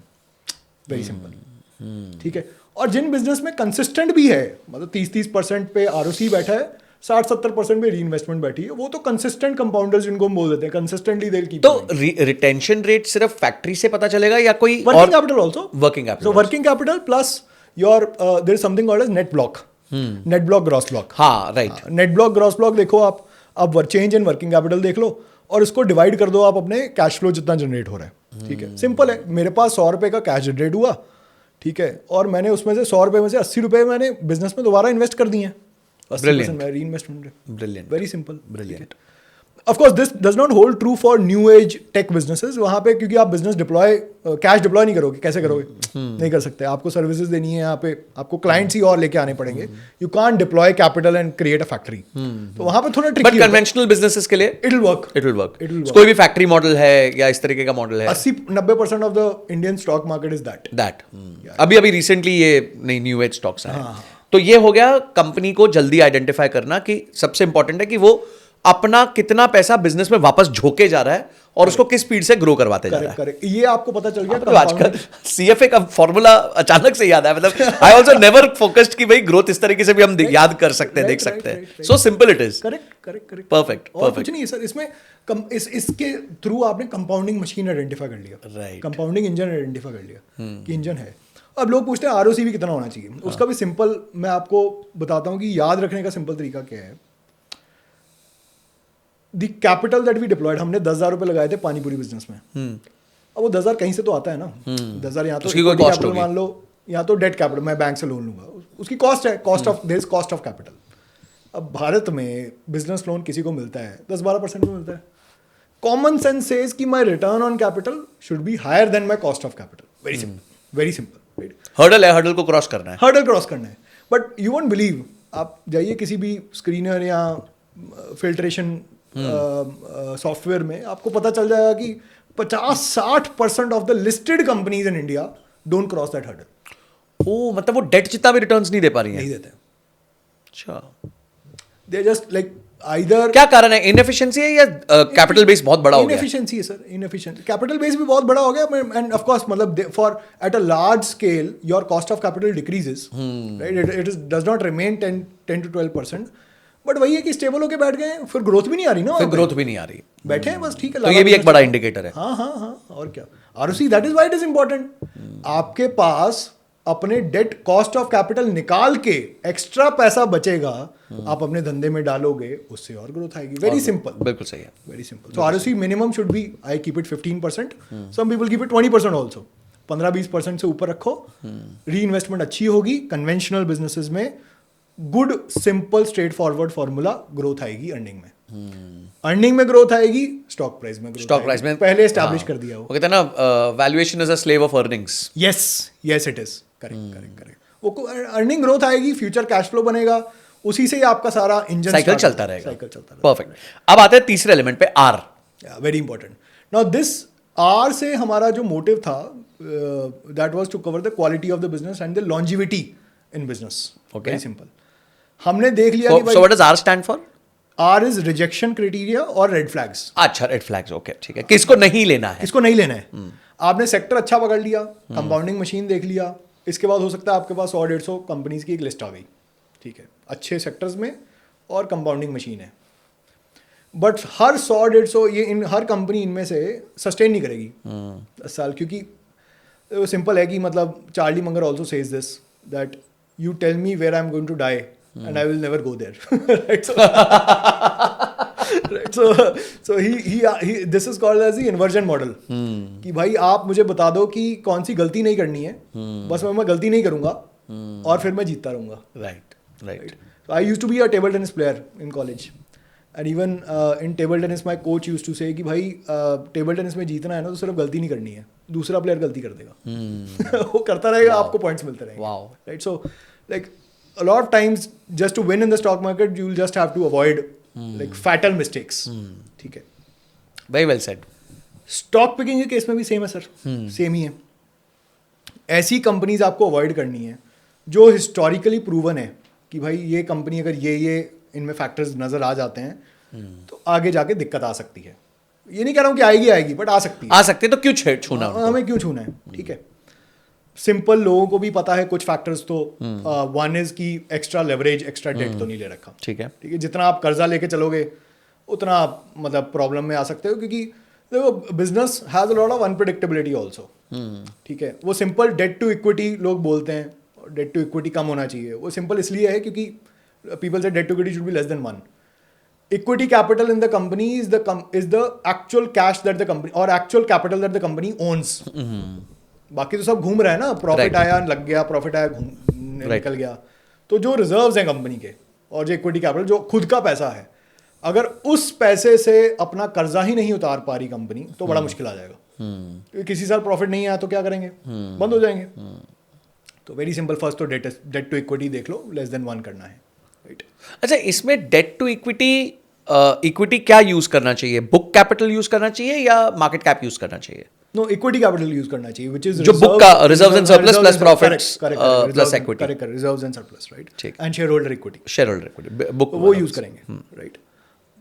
Simple है, मतलब market cap is not, market cap is sir is basically the capitalized value of the company. But high growth companies में तो काफी time date ज्यादा होता है। जैसे DLF जब लिस्टिंग के लिए आई थी तो वो 8:1 के रेशियो पे आई थी, और काफी छोटी छोटी कंपनीज होती हैं जो केपेक्स में डालती हैं, फिर उनको पता होता है कि आगे 5-7 साल में मैं उसको निकाल लूंगा। Very good question. तो कोई और ऐसा क्राइटेरिया है जिससे हम देख सकते हैं कि चलो डेट टू इक्विटी तो 3:1 है, पर यार इस कंपनी में कुछ और ऐसा है जो ये डेट उतार पाएगी आगे जाके? ऐसा एफिशिएंसी देख लो, सस्टेन्ड एफिशिएंसी होनी चाहिए। मतलब मैं ठीक है कैपिटल लगा रहा हूँ, तो आपने कर्जा ले लिया बट आपकी एफिशिएंसी भी नहीं है, आप उस कर्जे को प्रॉफिट में भी नहीं कन्वर्ट कर पा रहे हो, ठीक है। And for a very long time you are not proven in the market.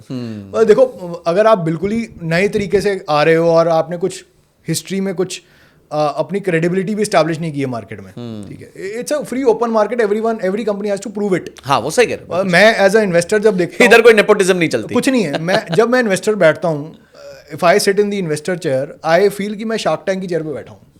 मेरे को सही कह रहे हैं. मेरे सामने बिजनेस आएगा, मुझे उसको ऑब्जेक्टिवली इवेलुएट करना है, ठीक है. अपने जो बायसेस है वो बाहर छोड़ के आने हैं, simple.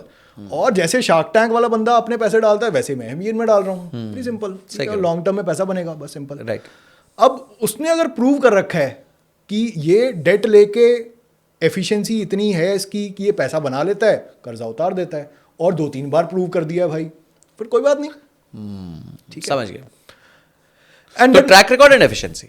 Correct. And but what you said is correct, that may be debt to equity 1 से कम होना चाहिए, बट क्या जितना कम होगा उतना अच्छा है? जरूर नहीं है. मतलब some level of debt, may be 0.1, 0.2, less than 0.5 also shows कि बिजनेसमैन को, प्रमोटर को पता है कि भाई मैं एक्स्ट्रा कैपिटल उठा के बिजनेस में डाल के कर सकता हूँ. हाँ, मतलब मेरा आरओसी 25% चल रहा है और मेरा डेट टू इक्विटी 0.2, 0.3 है, तो फिर मतलब मैं I am not able to leverage my business strength. Correct. तो ये भी एक रेड फ्लैग हो सकता है. It is not a red flag. हाँ, इट इज इनएफिशिएंसी. इनएफिशिएंसी मतलब देखो, कुछ मैनेजमेंट के भी ना बायसेस होते हैं. और इंडिया में है क्या कि 70-80% बिजनेसेस तो फैमिली रन बिजनेस हैं. तो उनका होता है यार इतना ही करो, हाँ ज्यादा मत कर्जा नहीं लगाओ. लेना. मेरे पापा मेरे को नहीं लेने देते.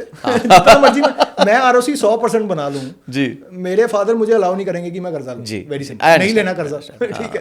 तो सिंपल है, नहीं लेना कर्जा तो नहीं लेना.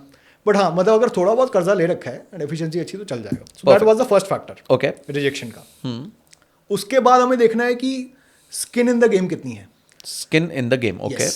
Now this is simply basically how motivated will the promoter be to grow the company. Okay. मतलब जितना हिस्सा उसका ज्यादा होगा. Correct. पर ये थोड़ा आजकल के नए बिजनेसेस को उल्टा पड़ता है, क्योंकि आप देखते हैं दीपेंद्र गोयल के पास 5% से कम है, पीयूष बंसल के पास 12-13% के आसपास. अब तो डाइल्यूशन के बाद कम हो गया शायद थोड़ा. और तो इसलिए इसका एक अच्छा मेट्रिक हमने खुद इंटरनली बनाया. That is basically not promoter holding percentage, like what percentage of the company is owned by the promoter, but what percentage of the promoter's wealth is the company. उल्टा कर दो. अच्छा, ठीक है. अगर मेरा पर्सनल नेटवर्थ 100 करोड़ है, तो उसमें से कंपनी का हिस्सा कितना है? Very good point. रोजी रोटी कंपनी से चलती है सर. तो आप कुछ और नहीं कर सकते. सही कह रहे हैं. ये है skin in the game. Correct. You are reliant on the company. Deepinder Goyal 5% Zomato हटा दो तो वो क्या कुछ भी नहीं है. फिर कुछ भी नहीं है. Got it. तो उनकी तो लाइफ ही इस पे डिपेंड करती है sir. Right. Correct. Right. So instead of looking at this way, look at the other way. Correct. कि उस आदमी के कितना बड़ा इंपैक्ट पड़ेगा अगर ये हिस्सा उससे छिन जाए तो. हाँ, correct. And you should also see the delta, right. कि मतलब ट्रेंड देखो कि लास्ट 3 साल में, 5 साल में is it decreasing. Promoter holding company में देख लो कि भाई क्या वो बेच के निकल रहा है या वो खरीद रहा है. और इसी के साथ एक और चीज आ जाती है कि क्या वो अपने होल्डिंग्स को ही प्लेज करके लोन उठा रहा है. So this called as pledging, right. So मैं अपनी होल्डिंग, मेरी 20% है, उसको मैंने प्लेज कर दिया. मैंने पैसे को कम उठा लिए भाई बाहर से. अब इसमें भी एक केविएट है जो लोग मिस करते हैं. Almost 10-15 years ago, very famous company has been growing really well, Asian Paints, at pledging. अच्छा. लोग बोलेंगे यार ये तो गलत बता रहा है अक्षय, तो ये तो प्लेजिंग थी इसमें और ये तो कंपनी बहुत अच्छी ग्रो की. वो केविएट ये है कि मान लो आपके पास 20% है एशियन पेंट्स का, आप प्रमोटर हो मान लो, ठीक है. And that is worth 1000 CR, ठीक है. आपने प्लेजिंग की, पूरा प्लेजिंग कर दिया, पूरा 1000 प्लेज कर दिया, और आपको क्योंकि आपने वो एज अ सिक्योरिटी रखा तो आपको 800 करोड़ लोन मिल गया. सिंपल. अब आपने 800 करोड़ उठाया, जाके एशियन पेंट्स में ही और खरीद लिया. What does that tell you? कि मैं अपना घर बेच के पैसा डालने को तैयार हूँ. इतना कन्विक्शन है मेरा बिजनेस. इतना कन्विक्शन है, ठीक है. तो कोई भी चीज सर ब्लैक एंड व्हाइट ऐसे नहीं होती कि मैं बोल दिया किसी रूल्स में. पर्पस क्या है, क्या किया गया है? करेक्ट. लोन लेके क्या निकल गया है, क्या नहीं निकला है? बंगला बना लिया होगा, गाड़ी खरीद ली हो, रोल्स रॉयस खरीद लिया तो समझ आता है. Correct. So it is very important, right. So we have seen that in a couple of cases in Indian market over the last 2 decades. हाँ, भी एक बहुत बड़ा नाम भी उठा था जिसने DLF में घर खरीद लिया था. राइट. तो प्लेजिंग इंपॉर्टेंट हो जाता है, change in promoter holding important हो जाता है. फिर सर एक आता है कि कैश कितनी जल्दी घूम रहा है ओके बिजनेस में, और that also becomes a leading indicator कि भाई बिजनेस की ग्रोथ सस्टेन रहेगी या नहीं।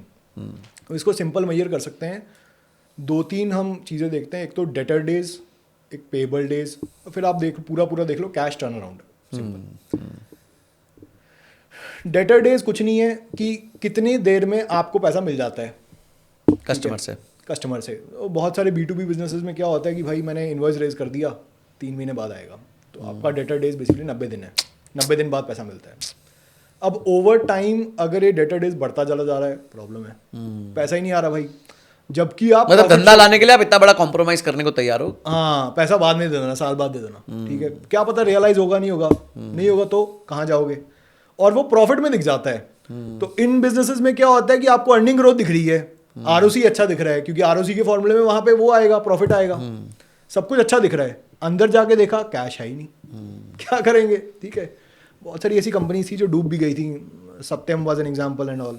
तो वहां पे आप अर्ली इंडिकेशन या आप ये निकाल लेते हैं कि कैश फ्लो बन रहा है नहीं बन रहा, ठीक है। तो एक तो सिंपल आप डेटा डेज वगैरह देख सकते हो, एक आप देख सकते हो CFO by PAT, okay, very important metric. CFO by PAT is nothing but the cash flow that I generate from my operations, business operations, divided by my profit after tax, ठीक है। और उसको देखना 3-3 साल का, तो लास्ट 3 साल का CFO उठाओ, लास्ट 3 साल का प्रॉफिट उठाओ, सिंपल।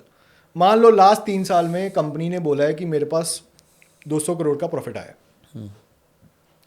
कैश फ्लो स्टेटमेंट खोली, और ये सब आपको नॉर्मल टूल्स में मिल जाता है, राइट, ठीक है। कैश फ्लो में गया, कैश फ्लो में पता चला यार कैश फ्लो तो लास्ट 3 साल में 20 करोड़ आए, तो ये क्या घपला है, ठीक है। और मैं I am quoting Charlie Munger, Warren Buffett again and again, but he used to say cash flow is the only truth, बाकी सब झोल है। whether revenue is vanity, profit is sanity, पर cash flow is reality. Cash flow is reality, correct. Cash flow is basically the real, लोगों को समझ नहीं आता होता क्या cash flow. Cash flow is your bank की पासबुक, वो वही है कि प्रॉफिट कितना किया वो छोड़, बता धंधे में कैश कितना आया, पैसा आ रहा, एंट्री दिखा मुझे बैंक में, कहाँ एंट्री बनी।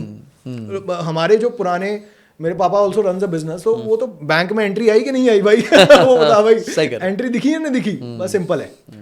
200 करोड़ का प्रॉफिट के बाद 3 साल में आप 20 करोड़ कैश फ्लो दिखा रहे हो, कहाँ कैश बनेगा आपका, कहाँ पैसा आएगा, कब आएगा? तो ये जो 180 करोड़ का गैप आया वो क्यों आया? क्योंकि आपका वर्किंग कैपिटल खराब हो गया। हाँ, वो खराब हो गया, डेटा डेज बढ़ गए, आपने इनवॉइस इशू किया हुआ है, आपने रेवेन्यू रियलाइज किया हुआ है, कैश दिखा दिया, बाद में आएगा, ठीक है। या फिर ये भी तो हो सकता है कि कुछ इन्वेस्टमेंट्स बेची हो, तो ये भी हो सकता है, but see cash flow from, that's why I am saying cash flow from operations, मतलब रियल कोर धंधे के CFO से कहां से निकला, not net cash flow. Okay, तो CFO होता है, कैश फ्लो फ्रॉम फाइनेंसिंग होता है, फिर कैश फ्लो फ्रॉम इन्वेस्टिंग होता है, मतलब हाँ इन्वेस्टिंग, ठीक है। तो आप ये तीनों देख सकते हैं, ठीक है। ऑपरेशंस देखना है, रियल ऑपरेशन से क्या कैश फ्लो आ रहा है मेरे पास, और ये हर एक मतलब आपको स्क्रीन रीडर टूल दे देता है। और ये रेशियो आपकी CFO by PAT should be a minimum of 60 to 70%, इससे मतलब प्रॉफिट का 70% कैश में कन्वर्ट होना चाहिए। हाँ, कई कंपनी पे सर 100% से ज्यादा मिलेगा। वो कैसे एडवांस में ले लेते हैं, एडवांस में ले लेते हैं, और अच्छी कंपनीज है, बहुत अच्छी कंपनीज है, ठीक है, पहले कैश रियलाइज कर लिया। आप नेटफ्लिक्स 1 साल सब्सक्रिप्शन, मूवीज बाद में देखते हैं, पैसा पहले देते हैं, जिम, हाँ जिम हो गया। तो ऐसे बिजनेस बहुत अच्छे होते हैं, अमेजिंग बिजनेसेस, राइट।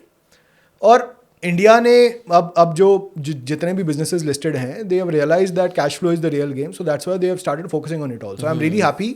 आप ओवरऑल मार्केट का जो CFO बाय पैट देखोगे ना 20 साल पहले जाके, that used to be like 65 or 70% market का, निफ्टी की कंपनीज उठा लो, and that is now has reached I think more than 90%. Wow. Like everything is getting realized. Very good. People don't do all that धांधलेबाजी की भाई invoice books बनाने के लिए, books बनाने, वो सब नहीं चलता सर। मतलब of course the auditing quality and all everything is improved, हां, but management quality is also. उनको रियलाइज हो गया कि इससे बहुत अच्छा बेनिफिट मिलता है उनको, उनकी कंपनी का प्राइस बढ़ता है। करेक्ट। तो ये सब इंपॉर्टेंट, CFO बाय पैट देखना है, प्लेजिंग देखनी है, डेटा डेज देखना है। So couple of we have created a entire checklist, I have told you couple of red flags, rejection criteria, जिसकी वजह से आपको कंपनी रिमूव कर देनी है। और उसके बाद आता है A एंड P।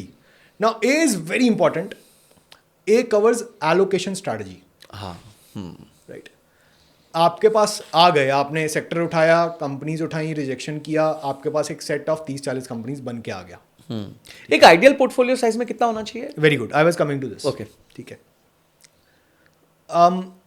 सिंपल है, अगर आप मल्टी बैगर इन्वेस्टिंग करते हैं, ठीक है, सिंपल, आपके लिए दो चीज़ें इंपॉर्टेंट होती हैं। एक तो आपको देखना है कि भाई मेरा हिट रेट कितना है। हिट रेट इज बेसिकली, मैं अगर 20 कंपनीज पकड़ के चलता हूँ तो मेरा कंजर्वेटिवली अगले 10 साल में इन 20 में से व्हाट इज माय चांसेस कि 20 में से कितनी एक्चुअली मल्टीबैगर बन जाएंगी, कितनी नहीं बनेंगी। और मल्टीबैगर की डेफिनेशन सिंपल मान लेके चलो, x मल्टीपल इन x ईयर्स, 5x इन 5 ईयर्स, 10x इन 10 ईयर्स, उससे ज्यादा होगा तो अच्छा है। That is the definition. तो 10 साल है तो 10 गुना, 20 साल है तो 20 गुना, हाँ, समथिंग लाइक दैट। उससे ज्यादा होगा तो अच्छा और है, अच्छी but बात। हाँ, बट ठीक है इतना ही। एंड आपने तो एक तो ये है सक्सेस रेशियो या हिट रेशियो, वेरी सिंपल, ठीक है। टिपिकली आप गेस करके बता सकते हैं कि if randomly if you would have picked up in the last 5 years, how many would have actually given you more than 5x returns? 5 साल में रैंडमली आप कंपनीज पिकअप करते स्टॉक मार्केट में से, आपको जो base success ratio, base hit rate, वो कितना रहता? 20%, 30%? It's actually 40%. अच्छा, Right? In the last 5 years of Indian stock market, it Because has been a bull- phenomenal run. bull run हुई है, It has been a phenomenal run. And this I'm not even talking about very, very small companies. You keep a threshold of 100 crore से ज़्यादा, सारी company उठाओ, कुछ 1250 companies आएंगी, 1250 में से 500 companies became more than 5x in 5 years. This is like the real growth that is happening in Indian stock market. Amazing. ठीक है। 40% तो सर आपका बेस सक्सेस रेशियो है। चलो मान लो अगले 10 साल वैसे नहीं जाते तो आप 20% बांट के चलो, 20% is your base success rate. एक तो ये, दूसरा आपके जो बाकी रिटर्न्स देंगे, मतलब जो नॉन मल्टी बैगर है वो कितना रिटर्न देंगे, तो उसमें 10% मानो। अब जब इसको आप मॉडलिंग करोगे ना और नंबर ऑफ स्टॉक्स बढ़ाते जाओगे, होगा क्या, 20 के बाद आपका ओवरऑल पोर्टफोलियो का रिटर्न कम होना शुरू हो जाएगा। ओके, क्योंकि ओवर डाइवर्सिफिकेशन हो गई, बहुत ज़्यादा आपका वो रिटर्न्स ऐसे लूजिंग जो थे वो ज़्यादा ले गए, आपका डुबा दिया उन्होंने, या फिर सेम हो गया, कोई रिटर्न नहीं आया वहाँ पे। तो आइडियल पोर्टफोलियो साइजिंग अगर आप करोगे इस मॉडल के हिसाब से, वुड हैव बीन रफली 15 to 20, राइट। और ये बाकी किसी भी और मेंटल मॉडल या फ्रेमवर्क से अप्रोच करके देखोगे ना, बहुत सारे लोगों ने बोला है कि 15 से 20 is the ideal size, because जब आप स्टॉक पिकिंग कर रहे हो तो ऐसा नहीं कि आपने पिक करके छोड़ दिया उसको, आपने आंखें बंद कर ली। You would have to regularly come back and see कि भाई मेरे पोर्टफोलियो में जो कंपनीज हैं वो दोबारा क्या कर रही हैं, अब उनका प्रॉफिट, हर क्वार्टर रिजल्ट आ रहा है उनका, हर क्वार्टर रिजल्ट आ रहा है। 15-20 से ज़्यादा एक मेंटल ब्लॉकर आ जाता है कि आप देखोगे भी नहीं, मतलब आप समझ भी नहीं, एक तो आप बिजनेस से समझ ही नहीं सकते। I don't know of anyone जो 100 से ज़्यादा कंपनीज का बिजनेस समझ सके। It is a mental blocker, it is a hassle. 15-20 simple understandable businesses आप अपने पोर्टफोलियो में रखो। If you approach multi bagger investing और आपका सक्सेस रेट 20-30% रहता है, ठीक है, आपको अच्छा रिटर्न मिलेगा। अब 20 कंपनीज में एलोकेशन कैसे करनी है वो इंपॉर्टेंट हो जाता है, एंट्री एग्जिट कहाँ लें वो इंपॉर्टेंट हो जाता है। वेरी सिंपल, पहले तो 20 में से आपको ये करना है, आपको you have to follow cost equated allocation strategy. अभी इंपॉर्टेंट है ये, कॉस्ट इक्विवेटेड एलोकेशन स्ट्रैटेजी, मतलब हर घोड़े को मैं इक्वल चांस दूंगा ग्रो करने का। समझ गया। 20 कंपनी 10 लाख रुपए, तो हर कंपनी में 50,000 रुपए कॉस्ट, ओके, ठीक है।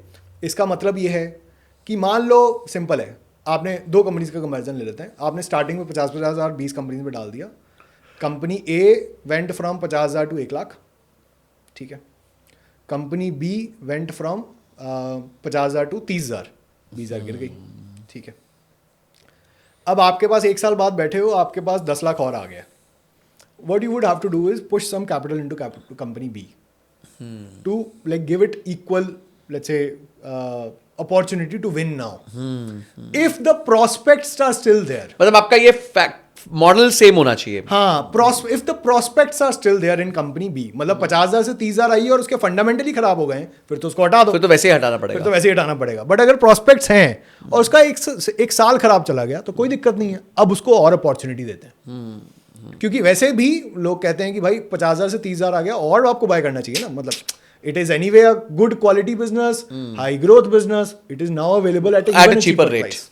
Let's go all in now, right. So simple cost equated strategy and you try to cover minimum of 4 to 5 sectors in this 20.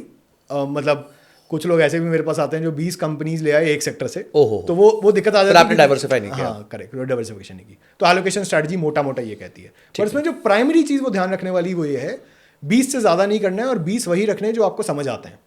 ठीक है, वो कॉस्ट इक्विवेटेड भी ठीक है, बट प्राइमरी चीज़ इसमें ये है ठीक कि आपको समझ आए वो बिजनेस, ठीक, उसकी done. पकड़ बना के चलो। Done, ठीक है, done. And eventually there is P which is psychology, right? उसको साइकोलॉजी बोलिए, पेशेंस बोलिए, and there is so much written on investors biases, the mental models of psychology. Detail में बात कर सकता हूँ उसमें। तो अक्षय, ये सब तो हो गई थियोरी और नंबर्स हो गए, पर एक चीज जो इंसान को एक्चुअली अच्छा निवेशक बनाती है वो है साइकोलॉजी, जिसपे yes, जो आपके भी फ्रेमवर्क का लास्ट पॉइंट था, पी था। तो ऐसा देखा गया है कि जो मार्केट्स में इतना टाइम अच्छा रिटर्न दिया है, मार्केट्स ने लंबे समय में हमेशा अच्छा रिटर्न दिया, करेक्ट। तो क्यों निवेशक जो है, क्या साइकोलॉजिकल प्रॉब्लम्स की वजह से रिटर्न्स नहीं बना पाते, क्यों नहीं टिक पाते हैं मार्केट में? आई थिंक मतलब साइकोलॉजी पे सारे बात करते हैं, और साइकोलॉजी पे बात सबसे इम्पॉर्टेंट बात है, क्योंकि जब बंदा सीख जाता है तो the last piece of the puzzle and the most important piece of the puzzle becomes psychology, mindset. ठीक है, पहले आप सीखो, फिर उसके बाद साइकोलॉजी पे आ जाओ कि भाई अब मैं पेशेंस दिखाऊंगा। ठीक है, पहले मैं आपको कुछ डेटा बता देता हूँ कि इंडियन इन्वेस्टिंग सिनारियो क्या चल रहा है और क्यों साइकोलॉजी हम इंडियन इन्वेस्टर्स को पैसा नहीं बनाने दे रही है। तो डायरेक्ट स्टॉक इन्वेस्टमेंट का तो डेटा पब्लिश नहीं है, बट म्यूचुअल फंड्स का ये डेटा पब्लिश्ड है।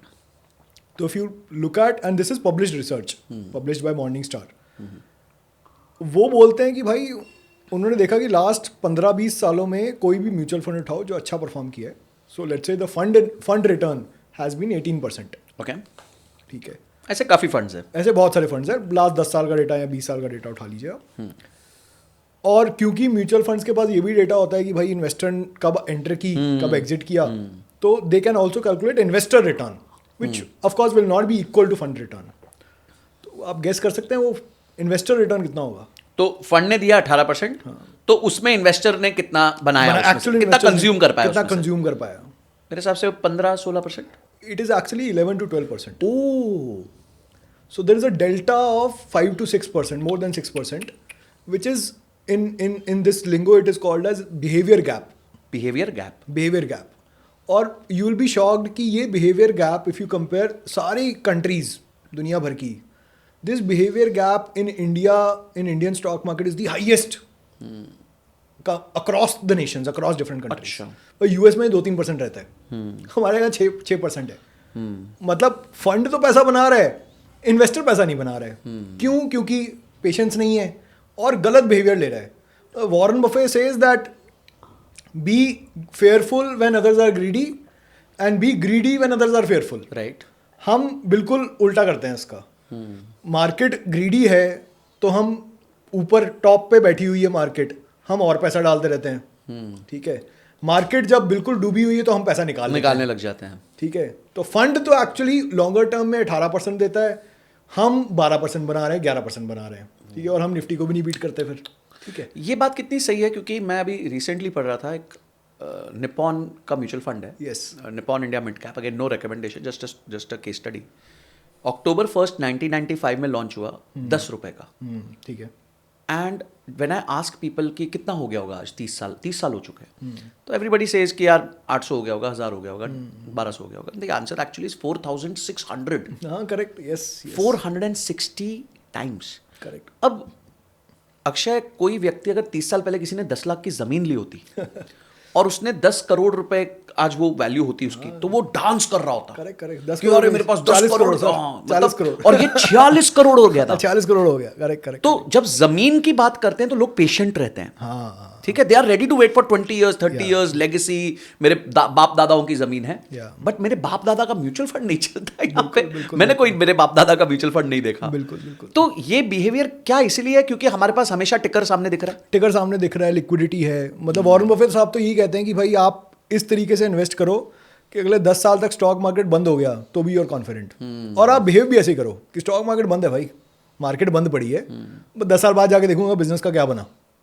अगर बिजनेस अच्छा है तो अगर बिजनेस अच्छा है तो वो हम इसमें टूल में चेक कर सकते हैं कि एक बार आके करेक्ट परफेक्ट। तो बेसिकली सिर्फ ये है कि पेशेंस रखना, Patience. कन्विक्शन रखना और लॉन्ग टर्म व्यू पॉइंट से सोचना इज वेरी वेरी करेक्ट मतलब ऑफ कोर्स मतलब आई कैन टॉक अबाउट कि फोमो कंट्रोल करना है, बट उसका जो बेस है ना सर वही निकल के आता है कि यार पेशेंस आप कैसे अपने लाइफ में भी प्रैक्टिस करना शुरू करो और स्टॉक मार्केट में भी प्रैक्टिस करना शुरू करो, राइट। अगला और may B last question is कि अगर आज खड़े होके आपको मल्टी बैगर सिलेक्ट करना हो, राइट, तो obviously we can't recommend stocks, but what would be those 2-3 sectors which you would be very very bullish about?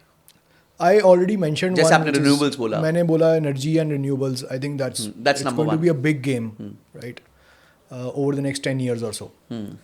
Then I am really really bullish consumer spending पे। Okay. तो consumer spending से link करके अगर आप top 8-10 companies उठा सकते हैं जो कि आज के दिन में ब्रांड है बट कंपनी छोटी है और बहुत ज़्यादा एफिशिएंटली रन है, अच्छा आरओसी बना के देती है और पैसे बना ग्रोथ करती रहती है, अभी पास्ट ग्रोथ भी अच्छी है उसकी, there is track record, invest in that and then make good money in that, ठीक है।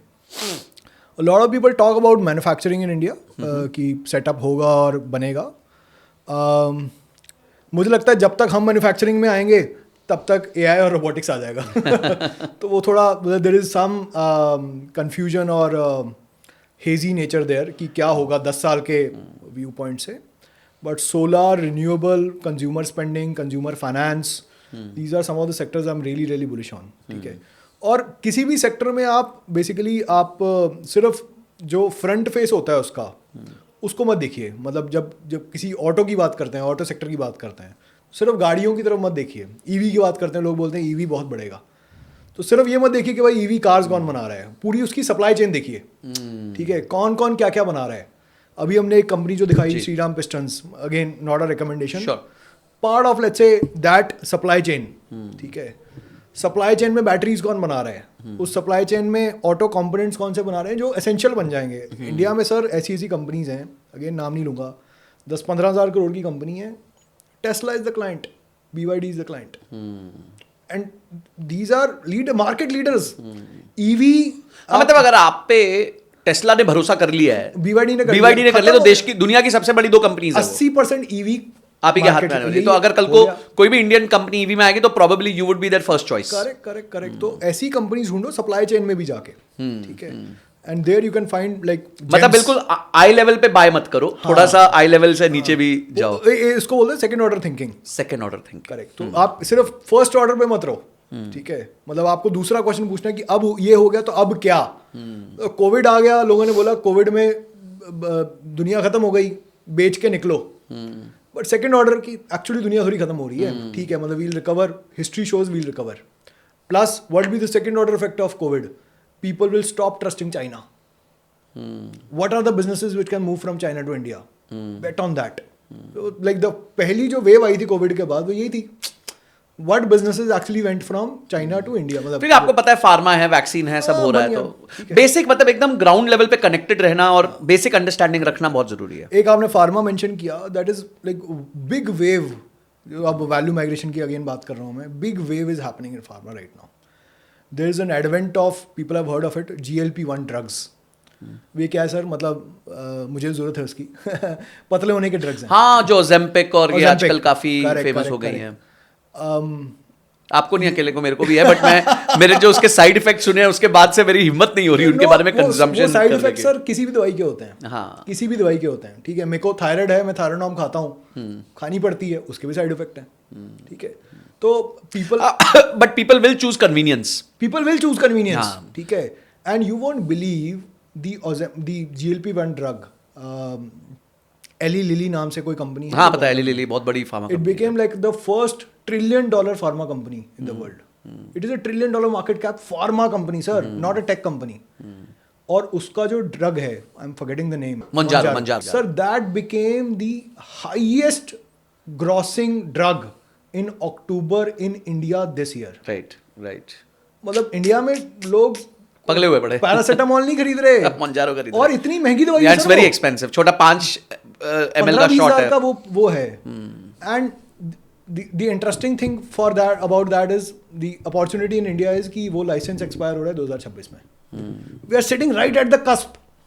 2025 एंड हो रहा है, 26 में ओजेम्पिक का GLP-1 का लाइसेंस एक्सपायर हो रहा है. तो वो Generics. जेनरिक बन जाएगी और जो चीजें इतनी महंगी बिकती थी अब सस्ती बिकेंगी. करेक्ट. और पीछे बैकग्राउंड में वर्क चालू होगा. हो गया सर, हो चुका है. people will do basic research, people will get to know.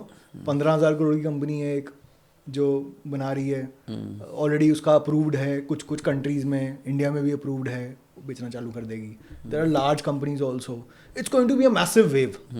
ठीक है, मैं ये नहीं कह रहा हूँ कि सिर्फ GLP-1 ड्रग सोच के सर सारे, मतलब this is a way to look at things. Correct. आपने पूछा सेक्टर कौन सा इंटरेस्टिंग होगा. इंटरेस्टिंग वही होगा जहाँ पे new age trends are flowing into that. So I think this is also very interesting. Hot sector is going to be. Perfect. Great. तो Akshay, thank you so much, आपने आज इतना टाइम निकाला. प्लेजर. एंड आई थिंक आज का जो episode है is a master class on how to select multi-bagger. And I have picked up a lot. And suddenly I have gone back to my CFA days and my MBA days when I used to see those ratios कि growth is equal to retention rate into ROE और किस तरीके से आप efficiencies की बात कर रहे थे, working capital की बात कर रहे थे. बड़ा अच्छा लग रहा था. Though it is very difficult, but I'm sure with your tool people will be able to mimic the top investors.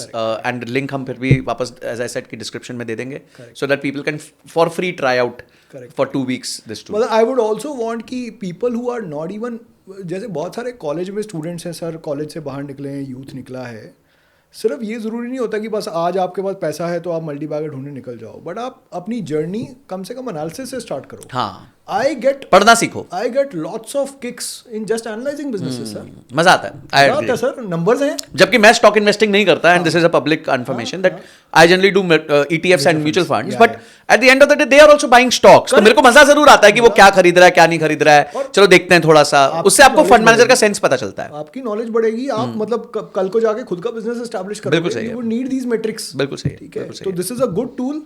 This also acts as an educational tool. Absolutely. आप सीधा professor Warren Buffett, professor Peter lynch से सीख रहे हो, जिनसे आप generally आप बात नहीं कर सकते. अब आपके गुरु द्रोण बन गए वो. Thank you so much Akshay, thank you so much. Thank you so much. तो गाइस, अगर आपने यहाँ तक एपिसोड देखा, यानी आपने पूरी तरह इस एपिसोड को देखा है. अब कुछ चीजें फटाफट करनी है. सबसे पहले आपकी टॉप लर्निंग्स क्या है मुझे कमेंट सेक्शन में बता दीजिए. वीडियो पसंद आई है तो लाइक जरूर करना. एटलीस्ट अपने 5 से 10 दोस्तों के साथ शेयर करना जो हमेशा सोचते हैं कि स्टॉक्स में टिप मिल जाए तो काम बन जाए. इस वीडियो के बाद हो सकता है उनका माइंडसेट ही चेंज हो जाए और वो राइट तरीके से इन्वेस्टिंग को देखे. और किस गेस्ट को या और किस टॉपिक पे मैं चर्चा करूं मुझे कमेंट सेक्शन में जरूर बताइएगा. सब्सक्राइब किए बिना मत जाना. This is Sanjay Kathuria signing off till the next podcast. जय हिंद, जय भारत.